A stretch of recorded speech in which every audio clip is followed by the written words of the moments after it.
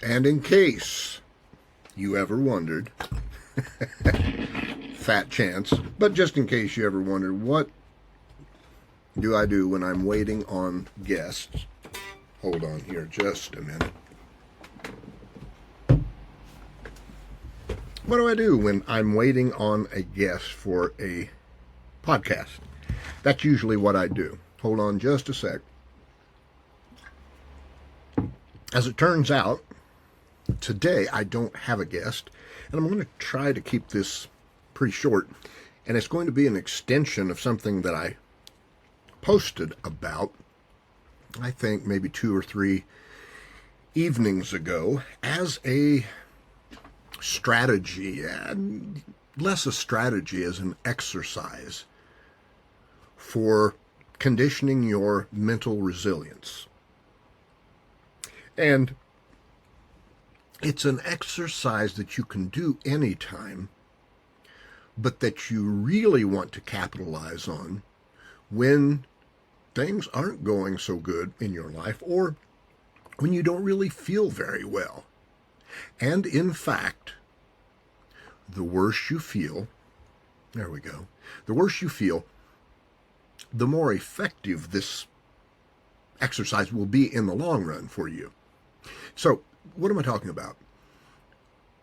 You know, a lot of people these days are really trying, really grasping, trying to find ways to become more resilient, to become more focused, and have more grit and determination to get through not only what's happening, but what they anticipate or fear happening.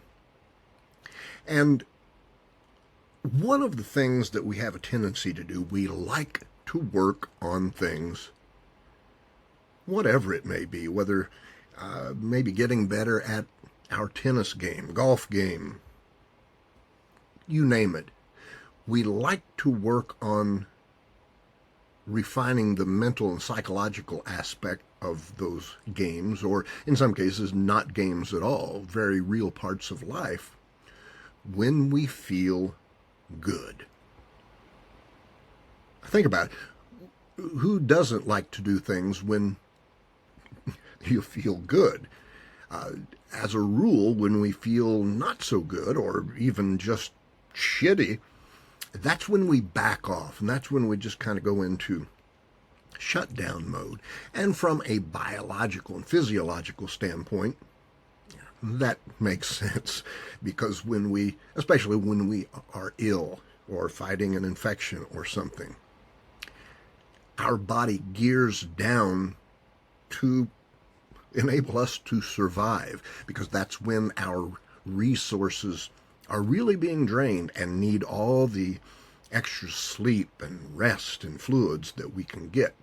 So if we push it physically when we feel like that, we're just asking for trouble. And I think where this happens more than probably any place else is when it comes to sleep. You know, especially the real type A people are like, look, I like to get things done. There's still, you know, if I go to bed now, yeah, but I've got 2 more hours to work if I stay up. So I'll stay up. You always pay for that. And the debt is agonizingly painful. It gets you eventually. Never negotiate on your sleep. And I know, there's always somebody who says, I have no choice. I've yet to find very many examples of where somebody truly, legitimately had no choice. Difficult? Sure. hard to manage? Sure. Have a bunch of kids? Absolutely. But can't do it? Impossible? That's almost never the case. Guard your sleep like it's gold, because in truth, it's worth more than gold. But let's come back to this idea of liking to do things when we feel good. When it comes to mental resilience and psychological, emotional resilience, I want you to think about something. The times that you are training yourself for, the experiences that you are attempting to condition your resilience and your grit and your tenacity to be able to be there for you when they happen, those things, when they happen, you aren't going to be feeling very good. I can almost promise you. And in fact, just because that's kind of the way that life seems to want to work, a lot of the times when you really are going to have to call on your grit and your tenacity and your psychological resolve, those things are going to happen when you have the flu. They're going to happen when you just stumbled in the backyard when you were mowing or doing some yard work and broke your ankle. They're going to happen when you've worked an exhausting work week. You've had the grandkids. One of them was sick. You were up half the night, 3 nights in a row, and you are ragged. And when the thing that you have been conditioning yourself to be able to be more resilient, psychologically stable, and rock solid for, is likely going to happen when you are in a situation similar to that, when you do not feel good at all, when you feel like hell, and when every fiber of you screams, I can't. I'm wiped out. I can't do this. I'm sick. I just broke my ankle. I haven't slept for 3 nights. I can't. I just can't. And the point that a lot of people miss when they are trying to gear up and really shore up their inner resources and their psychological strength is that if we only do those exercises, if we only strategize, if we only put ourselves in those situations and kind of role play and do some future projection, if we only do that when we feel good, then what happens is we've set up an association in our brain that says, I'm okay and have all kinds of energy and tenacity and grit to fight and have resilience as long as I feel good. And we've conditioned our brain to think that way because the only time we did those exercises, the only times that we role played, the only times that we projected future situations and inserted ourselves into them and saw ourselves behaving and responding and engaging resourcefully is when we felt good. And again, that happens because we only like to do exercises like that or strategize or role play or think about future situations when we feel good. Do you see the problem there? If you want to get rock solid on being able to have that knuckle down, ass kicking grit, don't fuck with me, you cannot stop me, I will fight to the bloody end. If you want that, when the shit hits the fan and when you are tired and ragged, you better be doing some of these exercises and future projections when you are tired and when you are ragged, when you haven't had enough sleep, and when everything about you is screaming, not now, not now, God damn it, I'm tired. I've been up 3 fucking nights.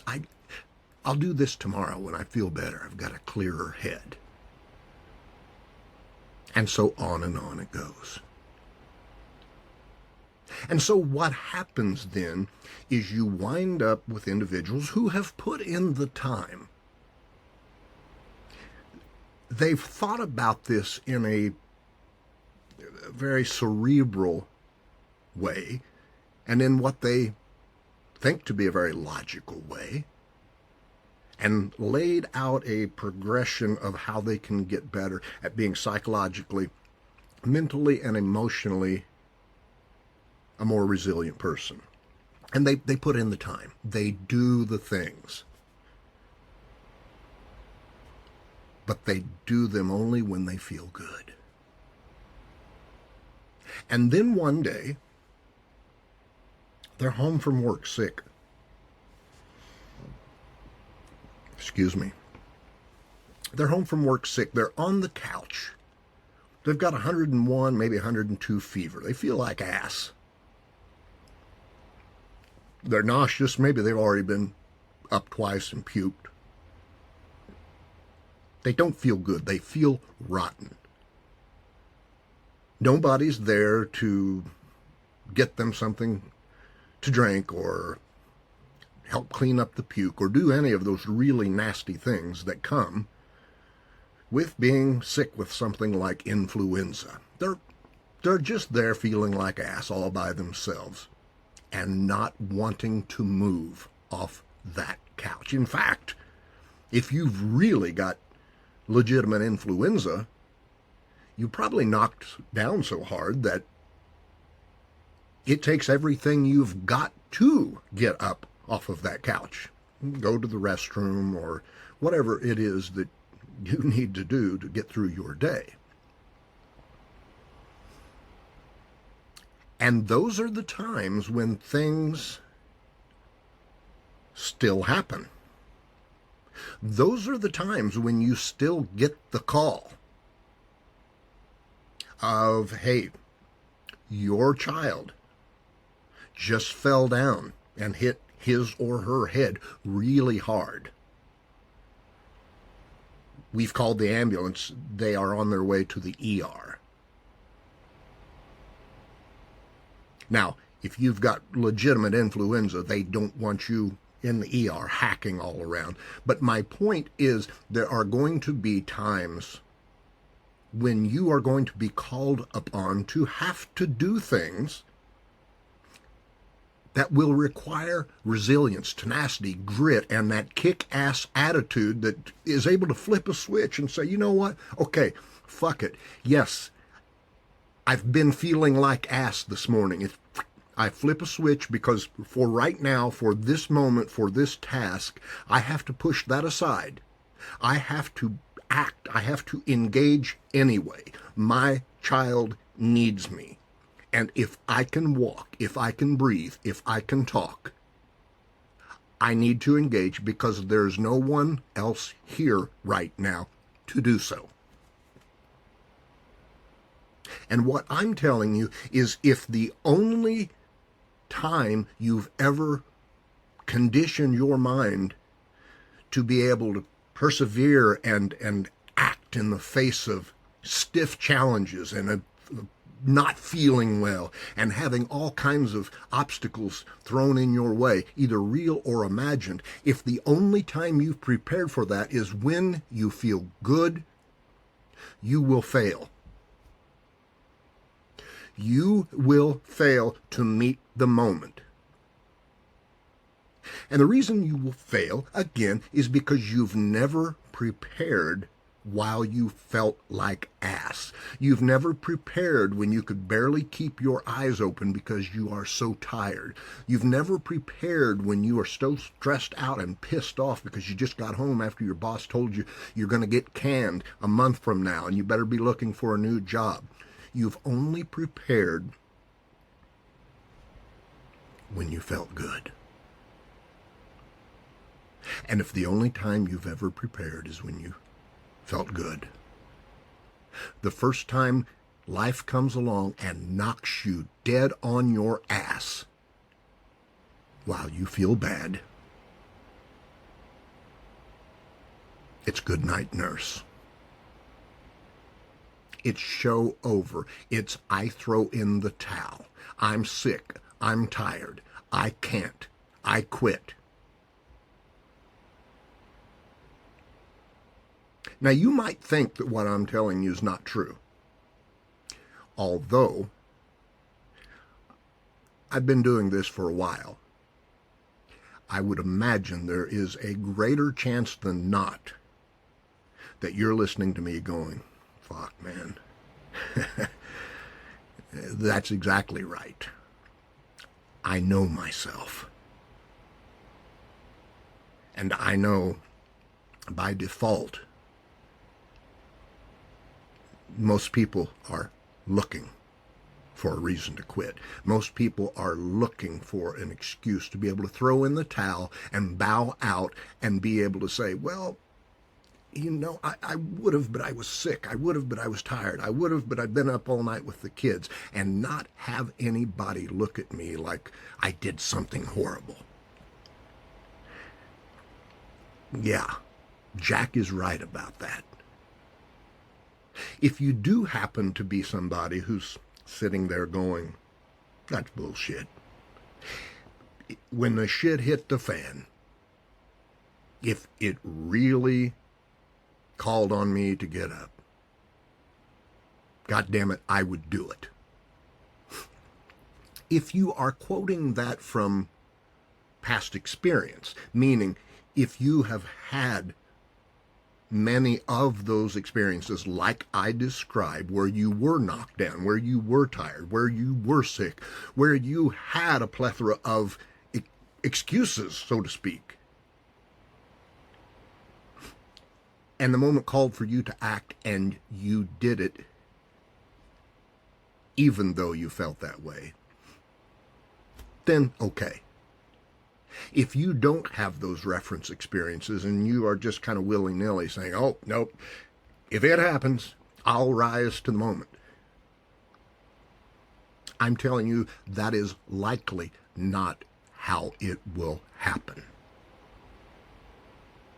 It's just not.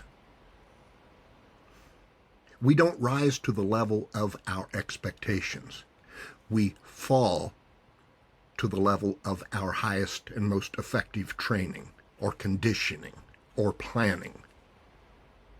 And this is one area where if you haven't planned, if you haven't trained, if you haven't conditioned yourself adequately, mentally, emotionally, psychologically, you will almost certainly fail.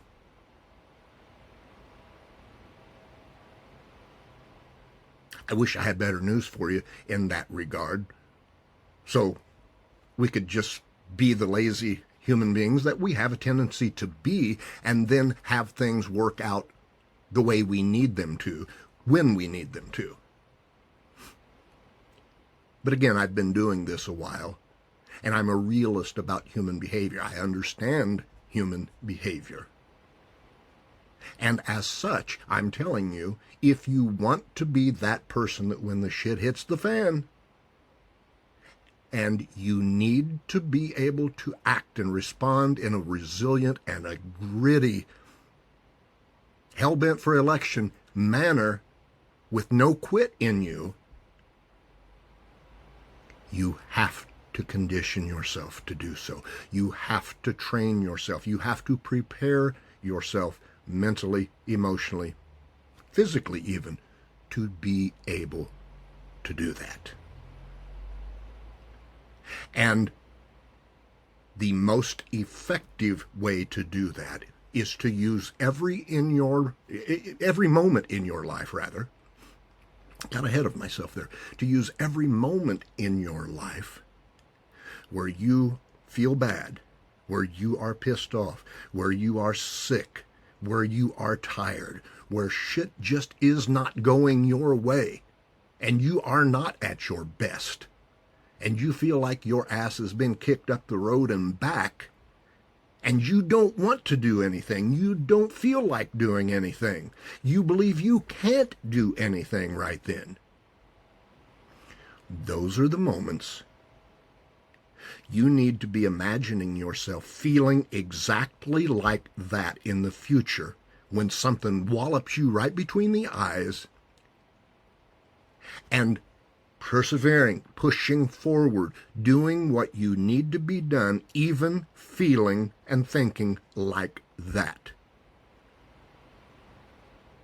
If you condition, if you train, if you educate your brain to think, even when I feel like this, I can still, if I have to, I can reach down, flip that get up and kick ass switch, and I can perform. I can engage. I can do anyway.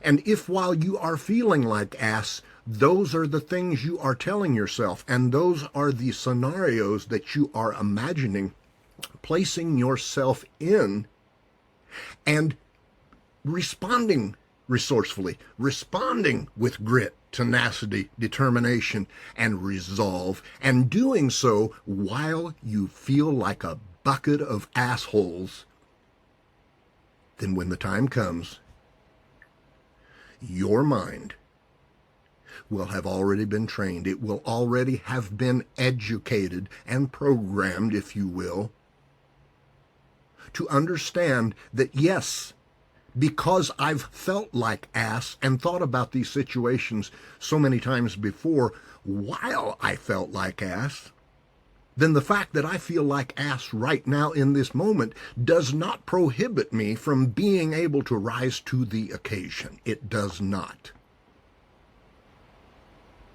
But that only happens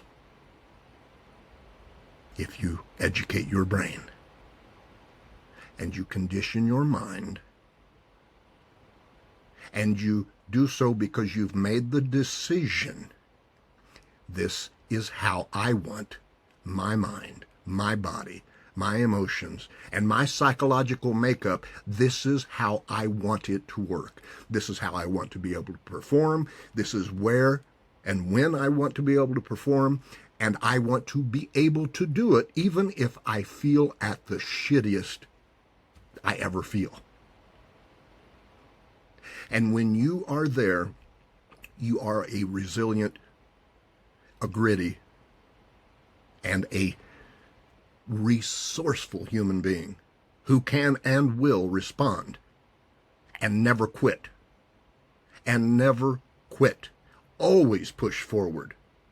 Always see another day.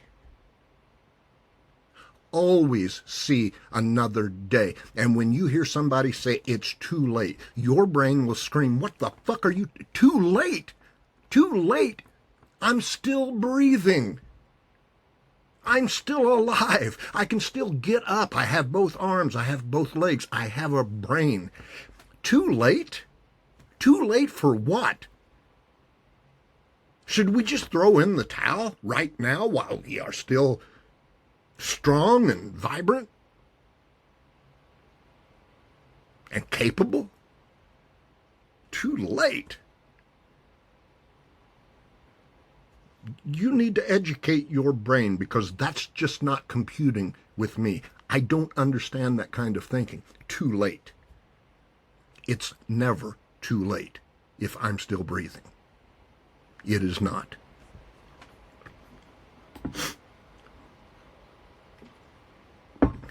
This is Jack Hopkins. And now that you know what I do while I am waiting on guests, and that is fiddle around playing a little guitar, and you've been able to listen to the far, far, far, far, far more important aspect of this podcast episode, which is how to condition yourself appropriately and adequately to respond resourcefully and with grit and determination when the shit hits the fan and when you feel like hell or are tired or have no energy, because chances are great that when the shit does hit the fan, that is exactly how you will feel. If you're not ready to perform when you feel like that, you won't. This is Jack Hopkins, and I will talk to you again soon.